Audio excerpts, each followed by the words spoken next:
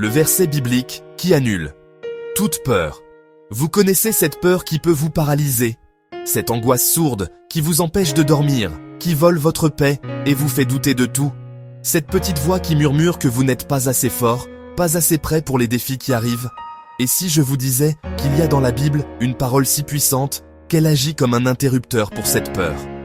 Une seule phrase, une promesse capable de court-circuiter l'angoisse dès qu'elle essaie de s'installer dans votre cœur. Beaucoup de gens lisent ce passage sans vraiment en saisir la force, la profondeur, l'autorité. Mais aujourd'hui, on ne va pas juste le lire. On va le déverrouiller ensemble. On va le laisser descendre de notre tête à notre esprit. Restez avec moi, parce que comprendre et vous approprier cette parole pourrait vraiment marquer un tournant dans votre vie. Si ce combat contre la peur vous parle, si vous cherchez une paix qui dépasse tout ce qu'on peut imaginer, alors abonnez-vous pour recevoir plus de force spirituelle chaque semaine. Section 1. La peur, vue de près. Avant de découvrir cette encre pour notre âme, c'est important de comprendre à quoi on a affaire.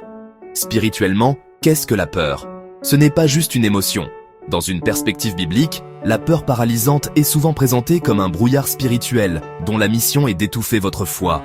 La foi et la peur sont dans une lutte constante. Quand la foi nous pousse à dire « Dieu est au contrôle », la peur répond « Et s'il ne l'était pas ?» Quand la foi nous rappelle « Je peux tout affronter avec celui qui me fortifie », la peur murmure « Tu n'y arriveras jamais seul ». La foi regarde à la puissance de Dieu. La peur se fixe sur la taille de la montagne. Comprenez bien ceci, la peur paralyse.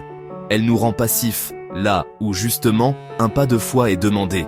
Elle essaie de nous faire oublier qui nous sommes en Christ et, surtout, qui est avec nous. Ce n'est pas pour rien que l'une des phrases les plus fréquentes dans la Bible est « Ne crains pas ».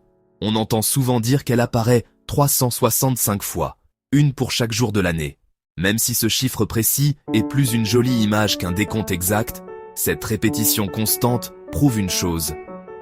Dieu connaît notre tendance à l'inquiétude. Il savait qu'on aurait peur. Et en bon père, il a rempli sa parole de rappel de sa présence et de sa puissance. Il ne nous dit pas « n'aie pas peur par dureté, mais par amour », car il sait que la peur est une prison, et il a la clé pour nous en libérer. Le problème, c'est qu'on essaie souvent de combattre les tempêtes de demain avec la force d'aujourd'hui. On s'imagine les pires scénarios, et on se sent écrasé par un poids qu'on n'est pas censé porter. Mais Dieu ne nous a pas laissés sans défense. Il nous a donné une arme précise, une parole vivante, pour le moment exact où la peur frappe à la porte. Section 2. La révélation du verset. Alors, quelle est cette promesse, cette parole capable de calmer le vacarme de nos âmes? On la trouve dans le livre du prophète Ésaïe, au chapitre 41, verset 10. Laissez ces mots descendre en vous. Écoutez-les, pas comme une simple phrase, mais comme la voix de votre Créateur qui vous parle personnellement, aujourd'hui. Lisons-le ensemble, lentement. Ne crains rien, car je suis avec toi. Ne promène pas des regards inquiets, car je suis ton Dieu. Je te fortifie, je viens à ton secours, je te soutiens de ma droite triomphante. Prenons un instant pour laisser résonner la puissance de cette déclaration. Ce n'est pas juste un verset sympa et encourageant, c'est un contrat divin. Une alliance de paix que Dieu fait avec vous, au milieu de votre chaos. Pour vraiment le déverrouiller, il faut le décortiquer, morceau par morceau. Première promesse, ne crains rien, car je suis avec toi. C'est la base de tout. La raison pour laquelle on ne doit pas avoir peur, ce n'est pas notre courage ou nos capacités. La raison, c'est sa présence. Je suis avec toi. Dieu n'est pas une force lointaine, il est Emmanuel, Dieu avec nous. Il est avec vous dans la salle d'attente du médecin. Il est avec vous à 3 heures du matin quand le silence est pesant. Il est avec vous face à cette décision qui vous terrifie. La peur adore l'isolement. Elle veut vous faire croire que vous êtes seul face au problème. Cette promesse vient briser ce mensonge. Vous n'êtes jamais, jamais seul. Deuxième promesse, ne promène pas des regards inquiets, car je suis ton Dieu. Cette partie est tellement visuelle. Ne promène pas des regards inquiets. Vous voyez l'image? C'est quelqu'un de perdu, paniqué, qui cherche partout une issue, qui regarde à gauche, à droite, ne sachant plus où se tourner. C'est ce regard qui demande sans cesse « Qu'est-ce que je vais devenir? Comment je vais m'en sortir ?»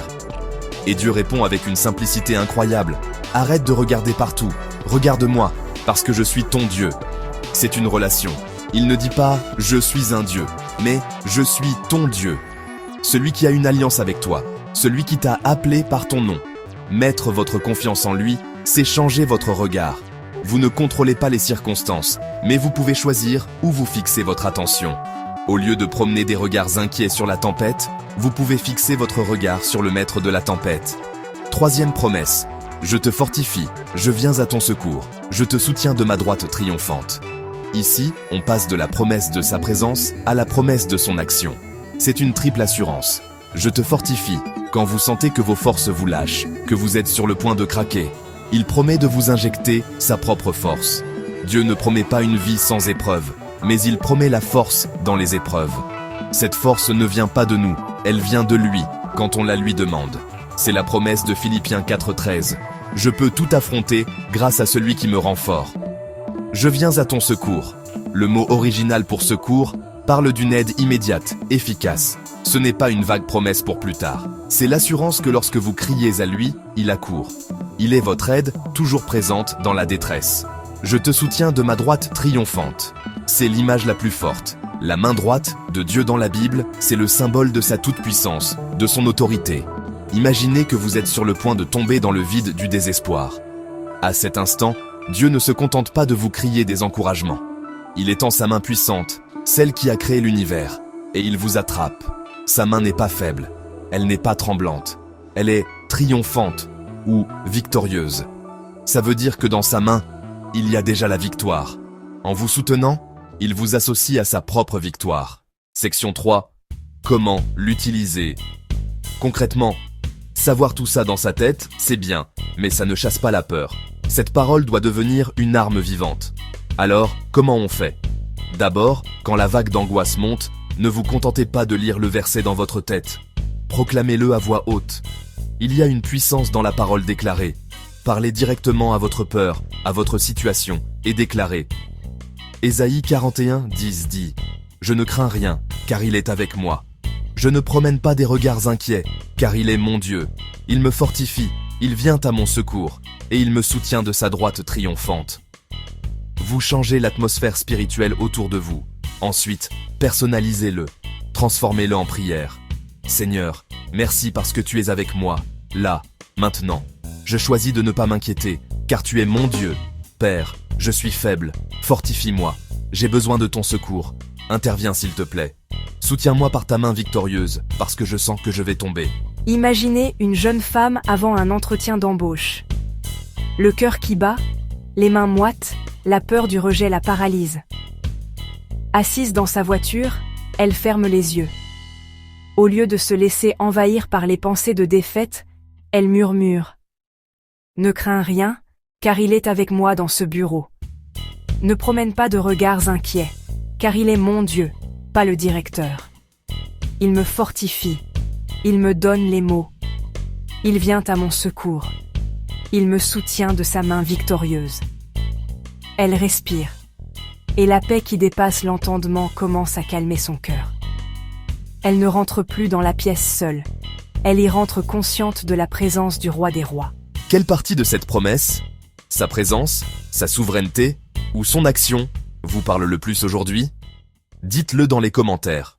Ce verset, Ésaïe 41:10, ce n'est pas une formule magique qui efface les problèmes. C'est une ancre pour votre âme au milieu de la tempête. La peur ne disparaît pas parce que vous devenez un super-héros, mais parce que vous prenez conscience qu'il est présent, qu'il est votre Dieu et qu'il agit pour vous. La peur perd son pouvoir face à la vérité de la parole de Dieu. Permettez-moi de prier rapidement pour vous. Père, je prie pour chaque personne qui regarde et qui lutte avec la peur.